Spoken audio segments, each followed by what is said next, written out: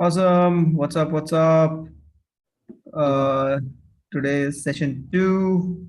We'll continue from where we left, but this time we won't make it like really long. We'll keep it short. Well, And I want to yeah, give a quick recap of what has happened so far.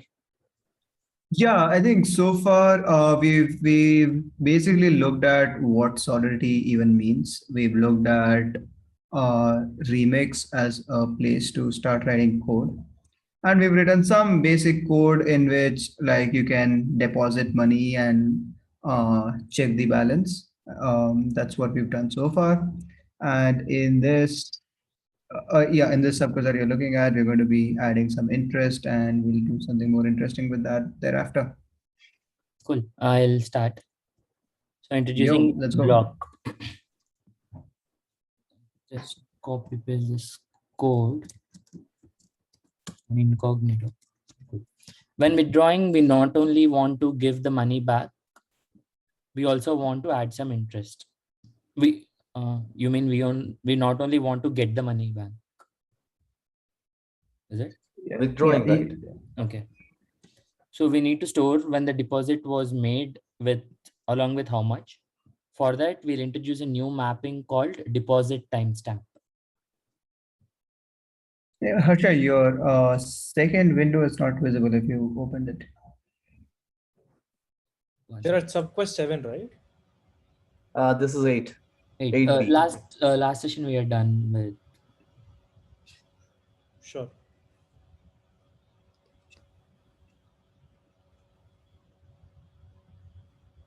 Yeah, are you able to see? Yeah. Good. Yeah, when we're drawing, we not only want to get the money back, we also want to add some interest to that. So we need to store when we have put in money so that we can calculate the interest. For that, we'll introduce a new mapping called deposit timestamp. What do you mean by mapping? We looked at mapping yesterday, right? Or dictionary. Dictionary. I think this is a typo here. Now timestamps are tricky in Solidity. There is no such thing as current timestamp. That is because the functions you call on Ethereum or Solidity aren't executed immediately. They are batched into a few thousands. Once there are a few thousand function calls called transactions are registered, all of them are run together. What does this mean? Like when we were executing yesterday, they were running immediately, right? So this is mining right now where they create a block. Right, Maddie? Hey, sorry, I was muted. Correct.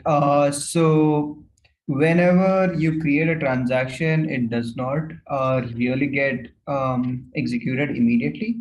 It takes some time on the toy blockchain that you have. It does execute. It does seem to execute immediately, but what typically happens is, let's say 1,000 transactions would get batched together.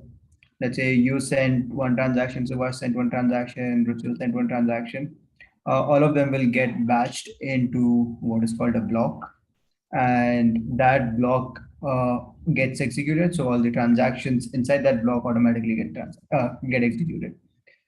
So that's why I don't know if any one of you have tried sending money on Ethereum or on Bitcoin or any other cryptocurrency. It does not reflect immediately. Like it shows that waiting phase for a little bit. That is because it's like batching together, creating that block before it can actually execute. Is it same as purchasing that NFT on OpenSea? It was taking a lot of Yeah, time. yeah. All of them are same. So nothing on Ethereum happens instantaneously. Everything needs to go through that batching process, if you may will. Is it just with Ethereum or are there any blockchains where transactions happen instantaneously? It's a tricky question. So if the question that you're asking is basically around, will the batching itself happen on Yeah. other blockchains? Almost by definition, it will, because that's when a block of the blockchain will get created, right? So that's the nature of blockchains itself. However, there are blockchains in which the time to create a block, the time for which the blockchain will wait to create that batch is going to be shorter in other blockchains. For example, on Bitcoin, it takes 10 minutes. If you have to send even $1 to me, it cannot get cleared in less than 10 minutes. Whereas on Ethereum, I think it's somewhere around 15 to 20 seconds. But there are also blockchains in which it's much, much lesser. For example, I think Solana is like a few seconds. I don't know the exact number, but yeah, there are others as well. Got it. And when are they validated, like the transactions?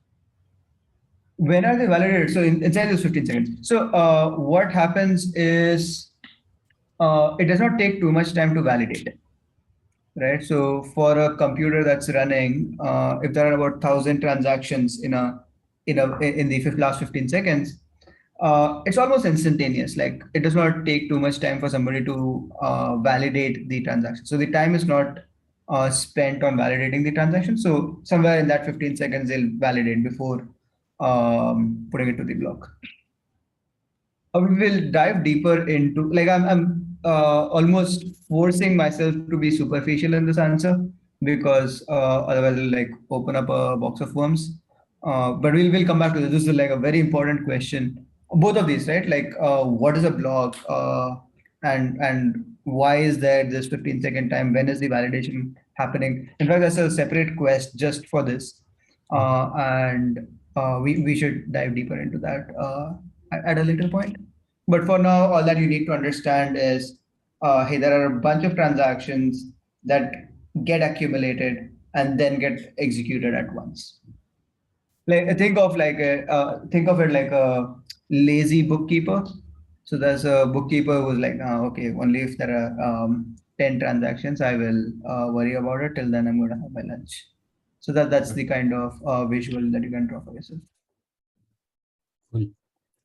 So this batch of function calls is called a block, the block in blockchain. Block is nothing but a set of all transactions that were part of this batch. So we only get the timestamp of when the entire batch was run. That is, block timestamp is equals to when were all the transactions in this block got executed. That is why it takes between 10 to 20 seconds for a transaction to be completed on the real blockchain. Since we are using a toy blockchain, it appears to execute immediately. Yeah, so one of the things to note over here is the timestamp that we're referring to is the block timestamp and not like the transaction timestamp. Right, so it's not when the transaction was executed, it was like when all the transactions together were executed. But rather, there is no way to record a transaction timestamp. Yeah, it's a little tricky as to why, because you don't know on exactly which computer this ran, and every computer might have a slightly different timestamp. So actually, block.timestamp is actually a rough number, like somewhere around this time is when it got executed. You'll never get an exact timestamp anyways. Okay, all this while I was not opening the code. Do I have to, is there anything on the code? Yeah, the only thing that you need to know is, hey, we're going to add one more mapping called deposit timestamps. Okay. So now that we have the timestamp stored of when the transaction was made to deposit money, we'll add a function called get balance. Here the user address can be a parameter because we'll let anyone look up any other person's balance. But only the actual owner of the balance can withdraw it. Okay. So anybody, like I can see Ruchil's or Subhash's balance, but only Ruchil will be able to withdraw Ruchil's balance. Correct. Let us in this function not only return the principal they have deposited, but also a simple interest. Note that a calculation looks a little complex because Solidity doesn't have support for decimals. Oh, okay. Let's open the code. So I think this is the function which was referred to. And we have added this line. This is the additional. Yeah, that is one, and line 20 to 24. There's a typo. That's not supposed to be 0.07%, supposed to be 0.7. It's supposed to be 7% in the comment. Okay. 7%, right? Yeah. Cool. So function get balance. Sorry. Get balance, we are sending the user address and we wanted to, this is just seeing what is the return or getting the balance, right? Yeah. As to how much you should be able, if you decide to withdraw right Withdraw how now, much, how right? much do you withdraw? So we have taken the principal amount from the balances of that user address. We have figured out what the time elapsed, block dot timestamp minus deposit of timestamps of that user address. How are we populating these deposits of timestamp?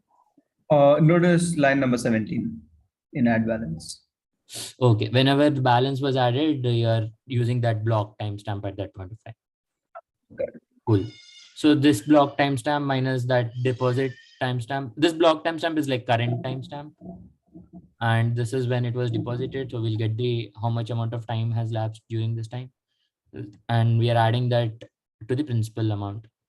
This is like some random 7% into time lapsed into principal amount. Cool. Like it is straightforward here. Like we are returning that amount and giving the balance. And now that interest has been calculated, let's withdraw. So I'm moving on to the next subquest.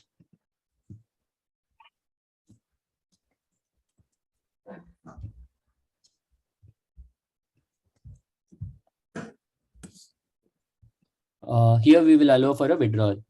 In the previous subquest, we were just only getting the balance. We will allow for a withdrawal. We need to look up what is the balance of the user who is requesting a withdrawal.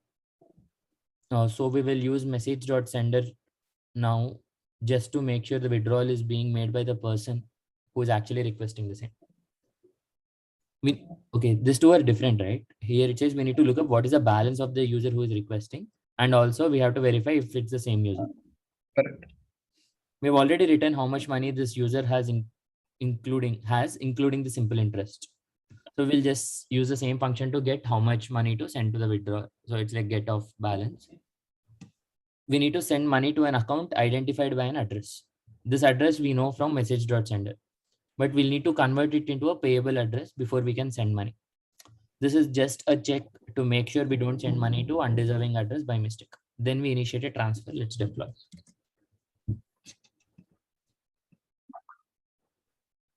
Okay, this is the withdraw function. Withdraw is just a function call. It is not taking any parameters, right? It's like it just checks who is asking this function call. Withdraw pay address payable withdraw to and payable of message.sender. Where are we verifying if it's the same person? You don't need to verify, right? Like message.sender already encapsulates that security check for you. Okay. Okay. No, can you You cannot explain what's fake happening? message.sender, basically. Got it. One- And what's happening here? To withdraw. Yeah, Ruchel, sir. Yeah, so one question on withdraw, right? So while adding balance, we were able to like enter the amount, how much to add, but while withdrawing, we are not doing that. Is that any reason? Yeah, kept it like really simple, as in like one deposit and one withdraw. Like you cannot withdraw in parts, just for simplicity.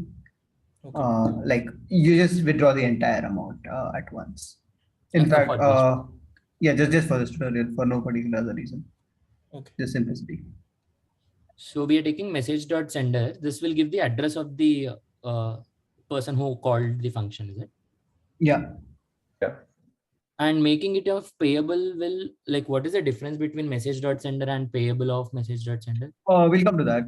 It's there in the subquest. We'll come to it later. But for now, you can just assume that it's the address of the sender.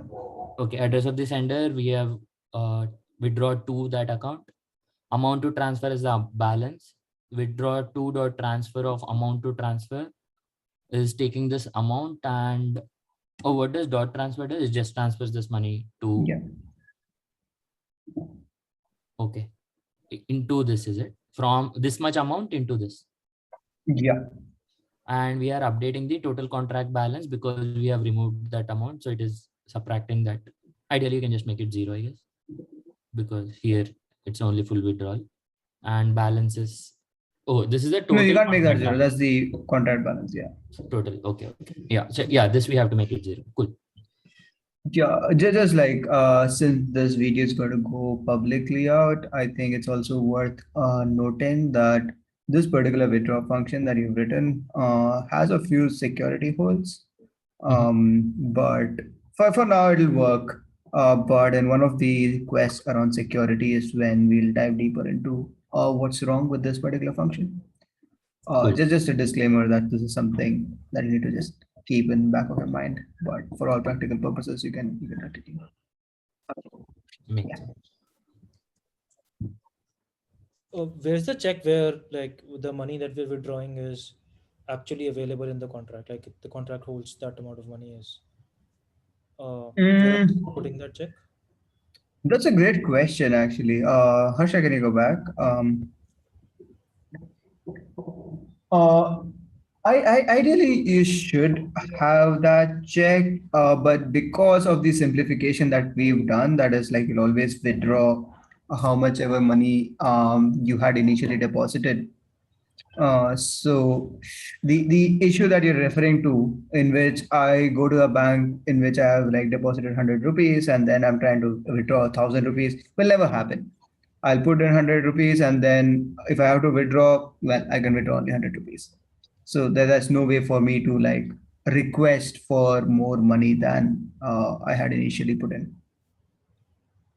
Does that make sense? I don't think I answered that question well. So Yeah. there are two aspects to it, right? One is you mentioned that withdraw is the total amount that I'm withdrawing is the amount in the contract, right? Because I'm not. No. Okay, the amount that I Uh, deposited is that Correct. got it? Yeah, that. Plus interest. Where are we accounting for the interest? Yeah. We have not. No, we have not yet done it. We have not yet done it. But we have asked for the get balance, right? So we are calling this function. Yeah. So imagine this, right? Like, let's say you put in 1 ETH, and you after 2 days you decide to withdraw it, and the value is like 1.0001 ETH, right? And you say withdraw. Okay, it'll try to send you 1.001 ETH, but where does that 0.001 ETH come from? Right. So that's I think the kind of question Ruchir is asking when he's saying how do we account for it? Is that right, Ruchir? Yeah, because in the total contract balance, I think we've not accounted for the interest. Is that right? That is correct. That is correct. Yeah. We have not yet done it. We will do it in just a bit, but that's a great catch. Good catch. Nice point. So this withdraw is basically withdraw all, right? You're Withdraw withdrawing all from my balance. Yeah. Yeah. Empty my balance. I think you should call it empty my account or something like that. Cool. So let's deploy this time for the.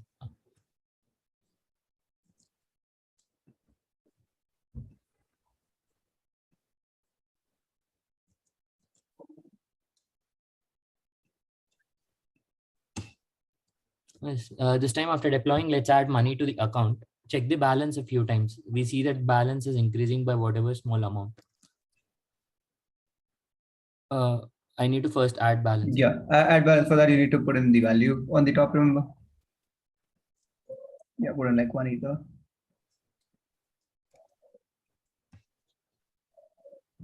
Balance, awesome.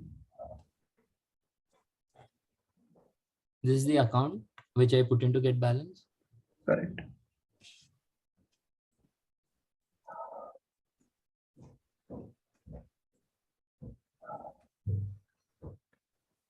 It will show you on the right. One second, my video is blocking this.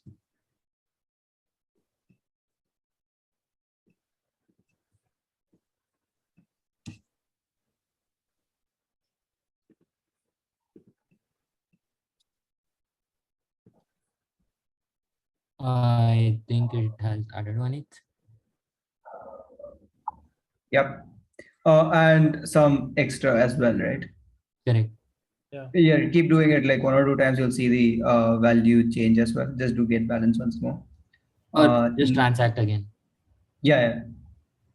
Here one more. So let's look at the last 3 digits there. I think it was 145, 6145. This one it is like 455. 5. Yeah. So we are already getting some money. That's awesome.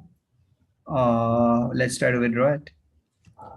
Can we also do like get contract balance, because the inconsistency Yeah. is in between these two numbers, like the contract balance and the Great get point. balance, right? Yes, yes. So contract balance is like Still at just zeros. 1. Great. 1. Yeah. This is 1 ETH, but we are trying to Getting withdraw more like than 1.005 some ETH. So True. when you do withdraw it, I don't know if you noticed, but it failed. Just try that again. Yeah. It failed. Does it say what error? Note that the call function should be okay. Whatever, random error. But the issue is what we were just discussing, right? That is, yeah. Total Well, contract balance. the balance does not. Yeah, the contract does not have the balance required to enable this withdrawal. Got it. We need to fix this. Let's fix it. But you wouldn't have received the amount into your account. Why do you think that is? The transaction failed. Let's check balance and contract 10 ETH. Let's check the balance of the user 10 point, not some ETH because of the interest. We have added a secret +1 to our balance. So Actually, that this is not the case anymore. This is a little outdated. I've removed that +1. Yeah, should I skip this line? yeah, skip that line. Where is this interest coming from? Are we pulling it out of thin air? The contract can only send as much money as it has in its coffers. We are trying to send more than it has, so it fails. We need to add money to the total contract account itself. So let's add that function. Let's compile and deploy again. I'll close the previous code. Yeah.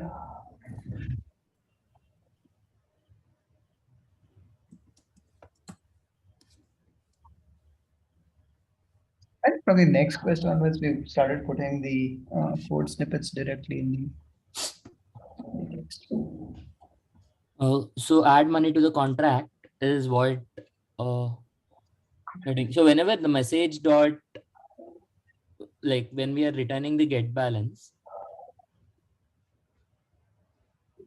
So we are doing nothing over here. We are just saying, hey, here is some extra money for you to give us interest. But that money is also not random, right? You're saying message dot value should be there. Yes. So I will, let's say, if I'm the deployer of this contract, just to enable people to be able to withdraw an interest, I'll say, hey, I'm very charitable. Let me just put in 10 ETH so that people can withdraw an interest. I'm assuming this is greater than the interest. Correct. Cool. So this could have been anything, like this is just for the sake of making it greater than the amount we are trying to withdraw. Yes. But it has to be message dot value. It cannot be like, you can't do like plus equal to 5. You have to do plus equal to message dot value. Because we actually have to send money to the contract so as to be able to facilitate a withdrawal later. Like, can it be 10 into message dot value also? No. What will happen is, okay, let's say we do this. Okay. And you deposited 10 ethers. And now your get balance is 10.1 ethers. And if I deposit 0.0001 ether using add money to contract, it still fail, right? Like even though you've done into 10. So basically, you have sent only 1 ether, but total contract balance is going up by 10 ether. 10 ether. Where is that coming from? Where is that 9 ethers coming from? Is it like in banks it's the lending rate, right? Like they give out loans at a higher rate and like give lower deposit, and that's the differential is mostly the amount. Yeah. We've not gotten into that yet. However, we will get into that in the second quest. But this particular function, you think of it like the federal bank giving a bailout to the bank. Got it. Cool. This is just like adding money to contract balance. Yeah, some charity money. But just to make sure that we understand this right, we are adding money to the contract, but by virtue of using message.value, we are also ensuring that it is actually getting deducted somewhere else also. Yeah, because this function by default ensures all that security check. Correct. If I do like the zero principal, right, like zero interest, can I run a Ponzi scheme? If you have a zero interest, can I run a Ponzi scheme? Tell me more. So let's say I just keep getting money from like you guys, and like I keep raising funds, and then if someone asks me, like like he can pull out his funds. If all of you pull out, then I'm in trouble. But if at zero interest as well, I can like live a good life because I just need to raise funds. I don't need to give out. So I promise interest, and let's say if that contract was not visible, Oh, that's the whole point. That's the whole yeah, point yeah, in crypto that all the code is always visible. Like yeah, people will see that, hey, this guy is doing something malicious. I'll not even deposit money over here. yeah. You can prevent Ponzi Actually, schemes. Yeah, yeah, that's also the reason why contracts cannot be upgraded. We saw yesterday that you cannot upgrade a contract. This is the reason. It ensures the security. So that let's say if I deposit 10 Ether thinking that, hey, Ruchel is like pretty honest today, but tomorrow you decide to do an upgrade in which you add this Ponzi backdoor and you can like funnel out all my money. So just to prevent such kind of behaviors, we have the restriction that, hey, you cannot upgrade a contract. got it. Perfect. Sorry. So where is this? This time we'll make sure we deposit money, fill up the account, and then withdraw some. Okay. Let's do that. Compile, deploy.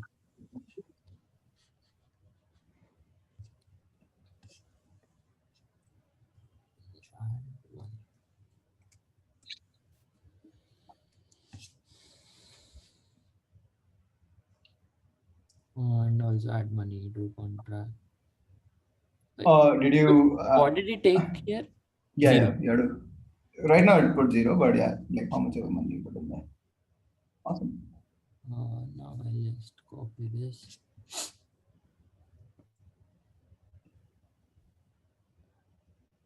Yeah, this. Actually, I made a modification in this. So the number shows up directly under get balance on your left itself. Oh, okay. Yeah. Now it will just try withdraw function and see if it is failing or not. Yeah. So yeah, it worked. Firstly, it's greater than this. Now do get balance again. It should be zero. Okay, that's a +1 at the end on line 22. You can just 23. Cool. Oh, That is damn. just I have to update. outdated, right? Yeah, that is outdated. Like we don't need it anymore. This 0.07 and this +1 have to be updated. Correct. Cool. So now we are able to withdraw. This is as good as any project out there that are generating.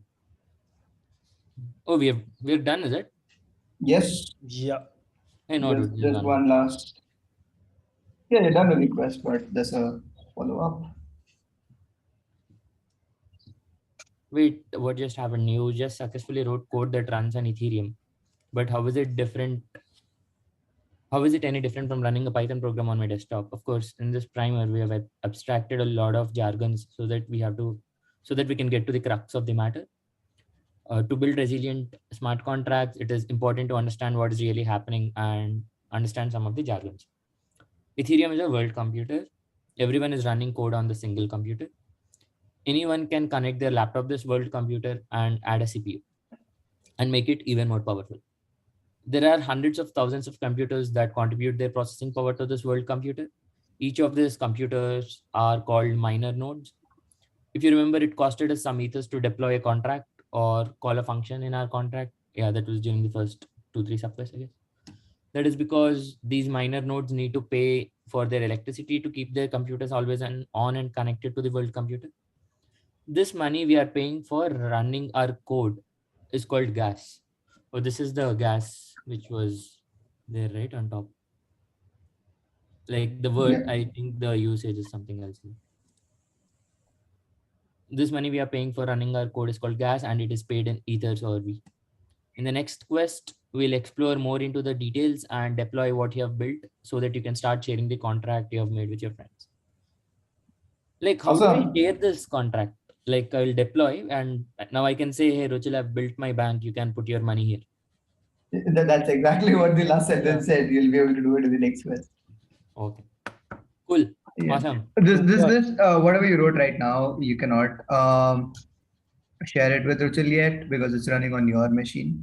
However, in the next quest, we'll look at how you can also make it shareable so that anybody, not just Ruchil, but anybody in the world can start interacting with the awesome contract that you've written. Super. Yeah, Super. no questions. This was simple. Awesome. Oh damn, Subhash is disconnected. Anyways, I have an awesome NFT for people who have completed this quest. I think you guys should have it as well. I'll try to see if we can distribute the NFT also tomorrow on a live session.